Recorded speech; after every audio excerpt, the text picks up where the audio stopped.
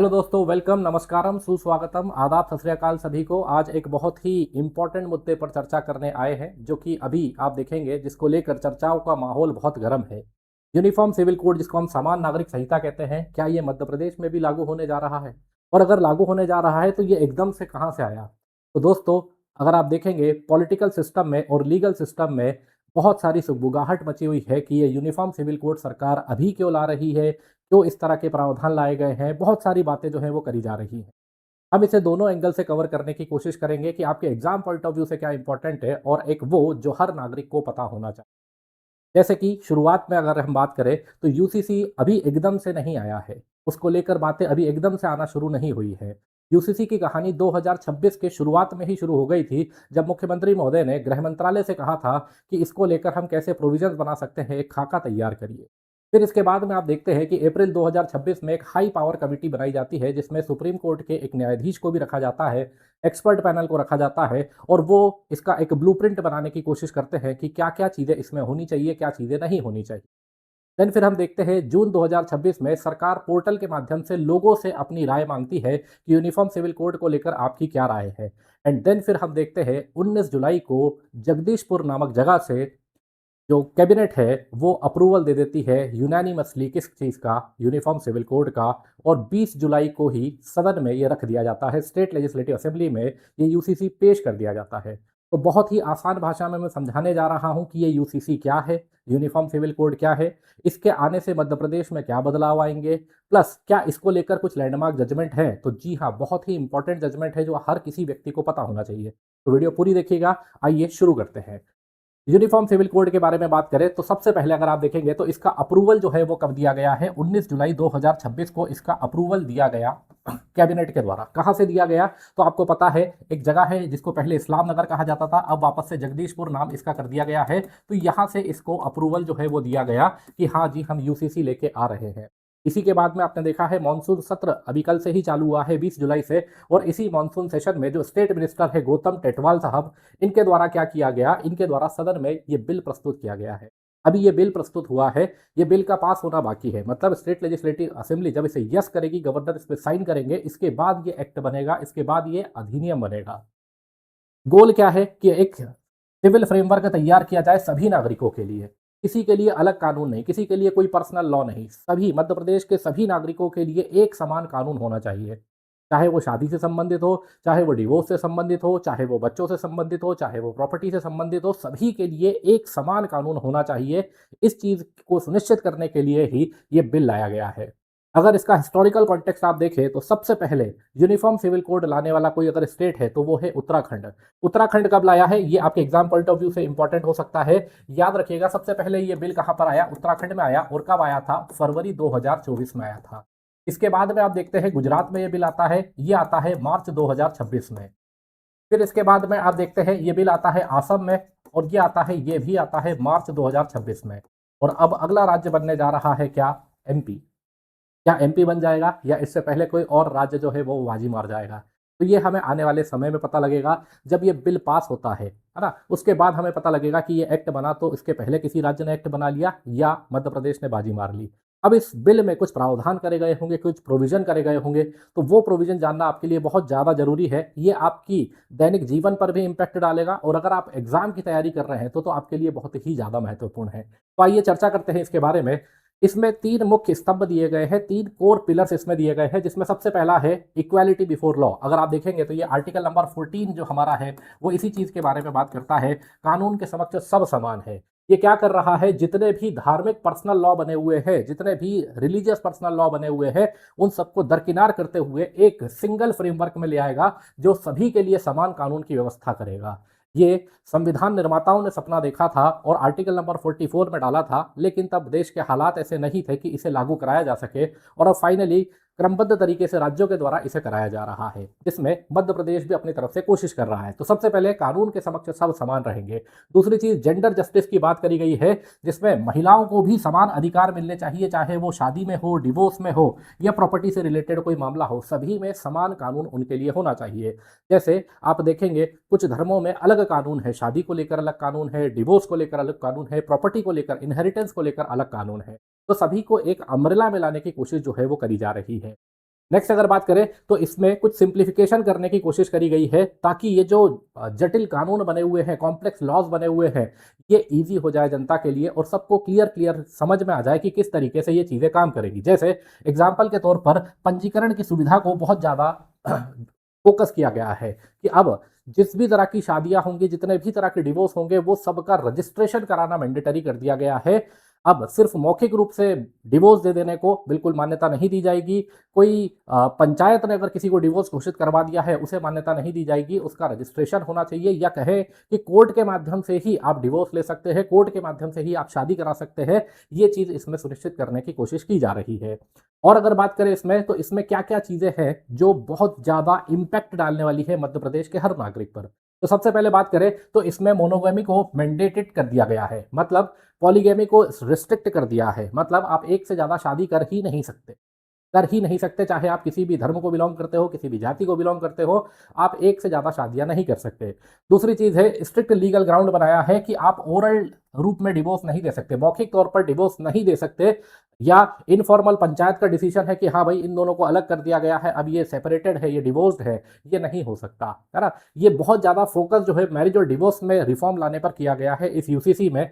जैसे निकाह हलाला पर बैन किया गया है, इस तरह की चीज़ें करने पर जो है पनिशमेंट देने की बात कही गई है। देन अगला है रजिस्ट्रेशन, शादी हो डिवोर्स हो, इसको ऑफिशियली गवर्नमेंट पोर्टल पर आपको पंजीकृत करवाना पड़ेगा, इसे रजिस्टर कराना पड़ेगा, इस चीज़ की बात करी गई है। इससे फायदा है क्या? इससे बहुत सी महिलाओं को जो है वो फायदा देखने को मिल रहा है। जैसा कि मुख्यमंत्री महोदय ने कहा है कि जो पोर्टल लॉन्च किया गया था, जहां पर राय मांगी गई थी, उसमें से बहुत सारी महिलाओं ने इस चीज़ का स्वागत किया है कि अगर यूसीसी आता है तो उनका जीवन जो है वो खुशहाल हो जाएगा, उनके लिए बहुत सी चीज़ें जो है जिंदगी में आसान हो जाएगी। तो आपने देखा, सबसे पहला मैरिज और डिवोर्स रिफॉर्म से रिलेटेड था। दूसरा लिव इन रिलेशनशिप को है, जो बहुत विवाद की स्थिति क्रिएट कर रहा है ना, विवादों को हवा देने का काम कर रहा है। लिव इन रिलेशनशिप से रिलेटेड जो रिफॉर्म्स आए हैं, इसको लेकर विपक्ष भी हमलावर है, कई सारे लोग भी हमलावर हैं। लिव इन रिलेशनशिप को क्या कहा गया है? इसमें कहा गया है कि अगर आप लिव इन रिलेशनशिप में रहते हैं तो 1 महीने के अंदर अंदर कपल को रजिस्ट्रेशन जो है वो करवाना पड़ेगा, लोकल रजिस्ट्रार के पास जाकर एफिडेविट भरना होगा। दूसरा है, अगर आप रजिस्टर नहीं करते हैं 3 महीने तक तो 10,000 रुपए तक का फाइन दिया गया है, या इम्प्रिजनमेंट जेल की बात करी गई है। लिव इन रिलेशनशिप में रहने के लिए मिनिमम एज जो है वो 18 वर्ष रखी गई है, और अगर कोई 21 वर्ष से कम का है तो अपने पेरेंट्स को बताना पड़ेगा, उनके पेरेंट्स को बताना पड़ेगा कि भाई ये लिव इन रिलेशनशिप में रह रहे हैं। फिर विमेन प्रोटेक्शन, ये बहुत बड़ा काम जो है वो किया गया है, जो बहुत ज़्यादा जरूरी था कि जो अबेंडेंड विमेन है वो क्लेम कर सकती है मेंटेनेंस थ्रू द कोर्ट। मान लीजिए कि भाई कोई लिव इन रिलेशनशिप में रह रहे हैं और जो लड़का है उसने उस लड़की को छोड़ दिया है, तो उस कंडीशन में जैसे एक वाइफ को मेंटेनेंस मिलता है, गुजारा भत्ता मिलता है, वैसे ही ये भी जो है इनके पास भी ये राइट रहेगा कि ये भी गुजारा भत्ता मेंटेनेंस जो है वो ले सकते हैं। Not very important from exam point of view. Exam point of view से देखेंगे तो पहला वाला पॉइंट इंपॉर्टेंट है, और इधर तीसरा वाला पॉइंट जो है वो बहुत ज्यादा इंपॉर्टेंट है। मेंस में आपको, चाहे आप पॉलिटिक्स की बात कर लीजिए, चाहे आप एथिक्स की बात कर लीजिए, दोनों में ही बहुत ज्यादा इंपॉर्टेंस ये क्रिएट करेगा। इनहेरिटेंस और सक्सेशन राइट को लेकर बात करी गई है। जितने भी, अब चाहे लड़का हो या लड़की हो, है ना, उनके पास में प्रॉपर्टी के सेम राइट रहेंगे, कोई फर्क नहीं पड़ता कि आप लड़के हैं या लड़की है। पहले इसको लेकर बहुत वाद विवाद की स्थिति थी, उसको क्लियर करने की कोशिश करी गई है। फिर जो विडो है, जो विडोवर है, या सर्वाइविंग मदर है, फादर है, उनको क्लास 1 हेयर माना गया है, मतलब उन्हें प्राइमरी हेयर माना गया है कि भाई वो उत्तराधिकारी कहलाएंगे, चाहे वो कोई भी हो, चाहे उनके कोई सर्वाइविंग मदर हो, सर्वाइविंग फादर हो, विडोवर हो, जो सबसे पहला हक जो रखेंगे वो यही लोग रखेंगे। फिर एलिमिनेशन ऑफ स्टिग्मा करा गया है, कहीं पर भी इलेजिटिमेट शब्द का इस्तेमाल जो है वो नहीं किया गया है। लीगल फ्रेमवर्क, कहीं पर भी ये शब्द का इस्तेमाल ही नहीं किया है। नेक्स्ट अगर बात करें तो इक्वल चाइल्ड स्टेटस जो है वो दिया हुआ है, चाहे शादी से हो, लिव इन में रह रहे हो, अडॉप्ट किया हो बच्चा, सैरोगेसी से हो या एआरटी से हो, किसी भी माध्यम से अगर बच्चा है आपके पास में, तो उसके पास में वही अधिकार होंगे जो नॉर्मल किसी एक बच्चे के रहते हैं। तो ये एक बहुत अच्छी चीज़ जो है वो करी है, जिससे कि जो अडॉप्टेड रहते हैं उनके साथ किसी तरह का भेदभाव नहीं रहेगा, है ना। जो सैरोगेसी से है उनके साथ में किसी तरह का भेदभाव नहीं होगा। तो स्वागत योग्य मूव है। इसके बाद में बात करें तो सबसे इंपॉर्टेंट, मध्य प्रदेश एक जनजातीय प्रदेश है जहां पर 21% ट्राइबल पॉपुलेशन रहती है।